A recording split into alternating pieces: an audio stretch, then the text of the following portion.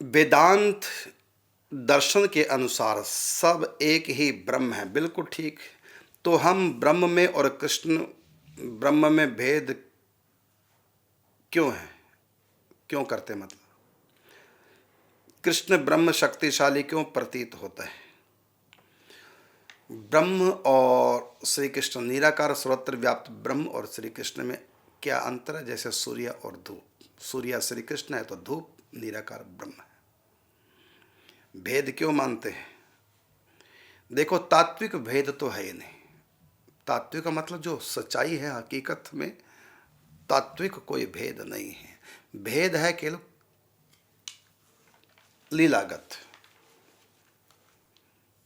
जैसे सूर्य है और धूप है, तो सूर्य ही तो धूप बनता है, धूप कोई अलग से सत्ता थोड़ी है। सूर्य ही धूप के रूप में है, सूर्य ही धूप बनता है, कोई अंतर नहीं। और दर्पण में भी सूर्य ही है, कोई और नहीं है, वही है। तात्विक तो कोई भेद ही नहीं, लेकिन लीलागत भेद है। सूर्य की धूप विटामिन डी बनाती जब हमारे स्किन पे लगती है, और हम कहीं सूर्य को लग जाएं तो जल मरेंगे। लेकिन धूप लगती है तो विटामिन डी बनते हैं। धूप हमारा जीवन है और सूर्य जीवन लेने वाला बन जाएगा यदि सूर्य के पास चले गए तो सूर्य हमारे लिए इतना उपयोगी नहीं जितना उपयोगी हो धूप है, लेकिन धूप भी तो सूर्य का ही अंश है, कोई अंतर नहीं। तो केवल तात्विक मतलब लीलागत भेद है, तात्विक कोई भेद नहीं। जो निराकार है वही साकार है, कृष्ण ही निर्गुण है और यही सगुण है। अगुण ही सगुण ही नहीं कछु भेदा, उभय हर ही भव संभव खेदा। ये रामायण में गोस्वामी तुलसीदास जी ने एकता प्रतिपादित की है। और एक दो हमने भी लिखा है, वो है कि अगुण सगुण सब आप हो, निराकार साकार सर्व रूप धरी हे हरि, आप बने संसार। सब कुछ वही है।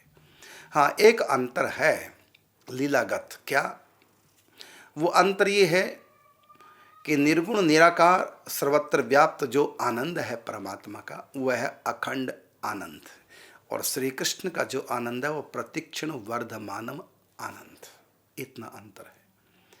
निराकार में आसक्त हम हैं, निराकार उपासना करते हैं तो मुक्ति प्राप्त होती है, और साकार उपासना करते हैं मुक्ति के साथ साथ भगवत प्रेम प्राप्त होता है। यही कह लीजिए कि एक माँ के गर्भ में बालक है और एक माँ के आंगन में गोद में खेलने वाला बालक है।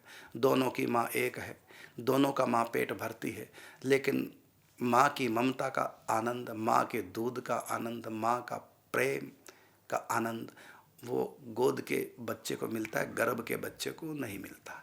गर्भ का बच्चा तो माँ को देख ही नहीं सकता जब तक वो गर्भ में है। तो माँ भले दोनों की एक है, कोई अंतर नहीं, लेकिन फिर भी जो गर्भ में बालक है उसके लिए माँ का कोई आकार नहीं, वो माँ को देख ही नहीं सकता, उसके लिए तो माँ ज्योति निरंजन है। लेकिन जो गोद में बच्चा खेलता है, आंगन में खेलता है माँ के आसपास, उसके लिए सबसे प्यारी वस्तु दुनिया में कोई है तो माँ है। तो इतना अंतर है कि माँ के प्रेम का सुख केवल गोद के बच्चों को मिलता है, गर्भ के बच्चे को नहीं मिलता। तो ये कह लीजिए कि गर्भ का बच्चा क्या है, निराकार को मानने वाला, और गोद का बच्चा है साकार को मानने वाला। बस ये भेद है। श्री कृष्ण है साकार भगवान, उनका प्रेम प्राप्त होता है, वो प्रेम करते हैं। लेकिन निराकार परमात्मा प्रेम नहीं करता, वो शांत रस देता है, प्रेम रस नहीं दे सकता। और श्री कृष्ण शांति के आगे प्रेम रस भी प्रदान करते हैं, प्रेमानंद प्रदान करते हैं। ये अंतर भी है निराकार और साकार में। तो ये विशेषता है श्री कृष्ण में जो निराकार में नहीं। निराकार मुक्त तो कर देगा, ये तो अक्षरम अनिर्देशम अव्यक्तम पर्युपास्ते सर्वत्रंगम अचिंत्यम च कूटस्थम अचलम ध्रुवम। तो ये निराकार उपासना। तो निराकार उपासना के लिए भगवान कहते हैं क्लेशो दिक तस्ते सम अव्यक्ता सक्त चेत साम, अव्यक्ता ही गतिर दुखम देहवद्भिर वाप्यते। गीता में भगवान कहते हैं कि जो अव्यक्त स्थिति अर्थात निराकार की, वो बड़े दुखपूर्वक प्राप्त की जाती है। वहाँ देहाभिमान जब तक रहता तब तक निराकार स्थिति प्राप्त नहीं होती। लेकिन मैं साकार, मैं देहात्म बुद्धि रहने के बाद भी किसी को मैं मिल सकता हूँ, केवल मैं प्रेम देखता हूँ। तो वही निराकार है, वही साकार है, अंतर कुछ नहीं। तात्विक बस अंतर है तो प्रेम का। निराकार शांत रस देता है और साकार शांत रस के साथ साथ प्रेम रस भी देता है, ये अंतर है।